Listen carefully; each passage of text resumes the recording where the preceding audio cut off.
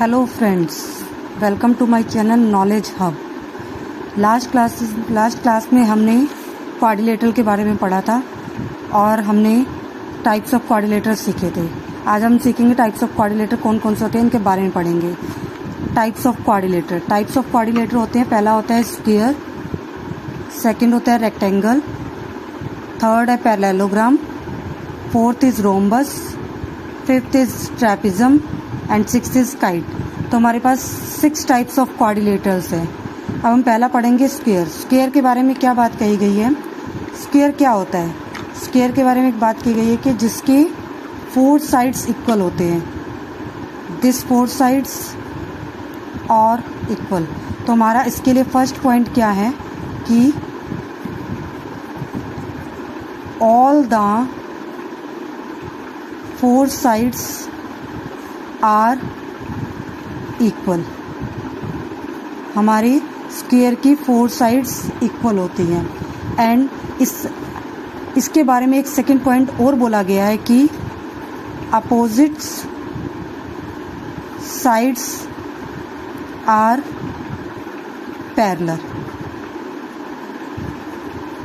यानी कि ये स्क्वायर हमारा, इसको हम नाम दे देते हैं ए, बी, सी और D.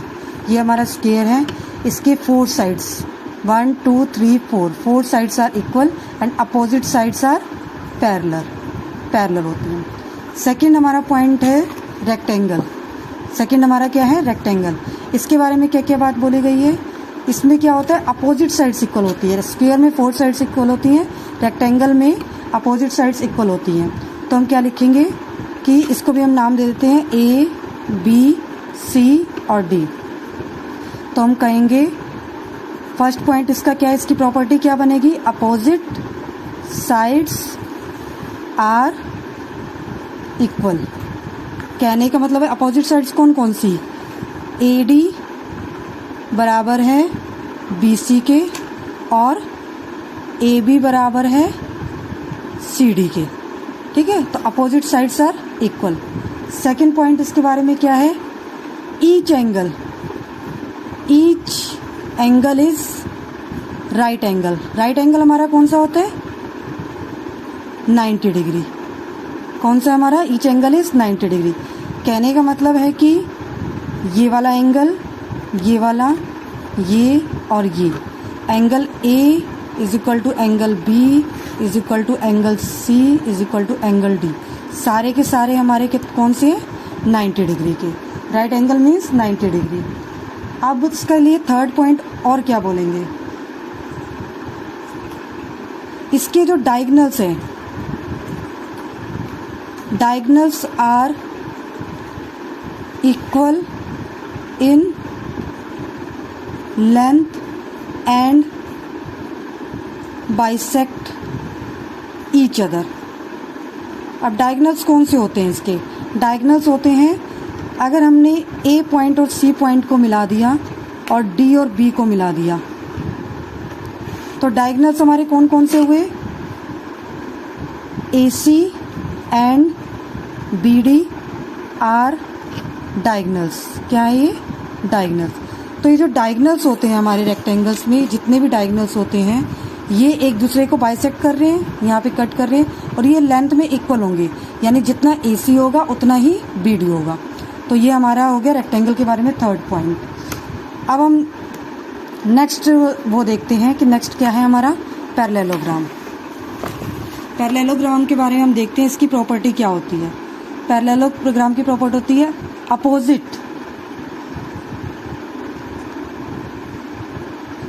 Opposite sides same rectangle की तरह। Opposite sides are equal and parallel. क्या होता है हमारा? अपोजिट साइड्स जो होती हैं उसको मैंने नाम दे दिया ए, बी, सी और डी। अपोजिट साइड्स कौन सी हुई? सेम चीज़। ए बी पैरेलल है सी डी के या इक्वल है और ए डी पैरेलल या इक्वल है बी सी के। और इसका सेकंड पॉइंट क्या है? इसके भी डायगोनल क्या होते हैं? Bisect each other. Diagonal bisect each other, एक दूसरे को कट करते हैं। इसके भी डायगोनल सेम चीज़, AC और BD, ये डायगोनल दोनों एक दूसरे को कट कर दिए, तो ये एक दूसरे को कट करते हैं बीच में, diagonal bisect each other. Next हमारा आता है फोर्थ प्रॉपर्टी, क्या है? रोम्बस।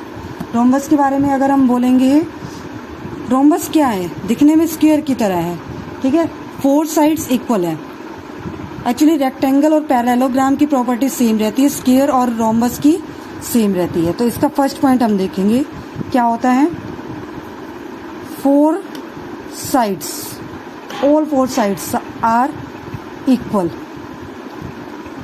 बट इसमें एक चीज़ क्या है कि 4 sides are equal but opposite sides are parallel, opposite sides are parallel, यानी कि ये जो हमारा रोम्बस है इसकी ये 4 साइड्स इक्वल हैं, अपोजिट साइड्स ये पैरेलल रहेंगी, ठीक है।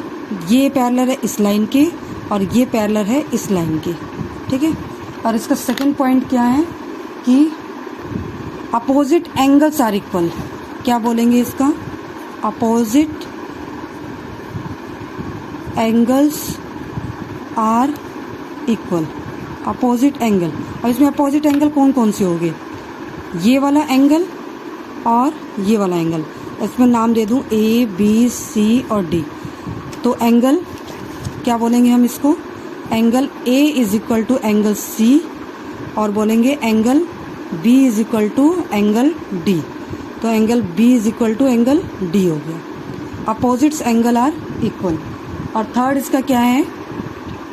इसके थर्ड पॉइंट के बारे में बात करूं तो थर्ड पॉइंट इसका क्या है कि diagonal bisect each other at 90 degree. Diagonal bisect each other at 90 degree कहने का मतलब है कि इसके जो डायगोनल बाइसेक्ट कर रहे हैं, ये जो कट कर रहा है, ये यहाँ पे भी 90 डिग्री का एंगल बन रहा है, यहाँ पर भी, तो चारों साइड पे ही 90 डिग्री का एंगल बना रहे हैं, ठीक है। इसके जो डायगोनल बाइसेक्ट करते हैं ये 90 डिग्री का एंगल बनाते हैं। तो ये हमारे रोम्बस की फोर्थ प्रॉपर्टी हो गई, ठीक है।